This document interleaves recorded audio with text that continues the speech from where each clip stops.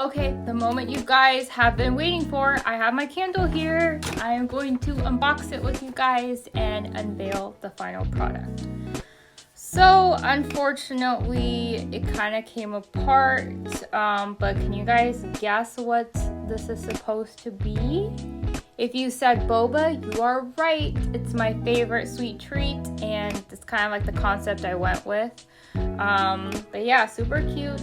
I chose coffee scent, which I think is kind of applicable, and I'll have to think about super gluing this on. And I feel like it's so cute, I don't even want to use it. I want to like have it there for commemorative purposes instead. But a funny story is they didn't have that many options for the pips, which are the wax shapes that you stick inside the mold to create patterns in your candle.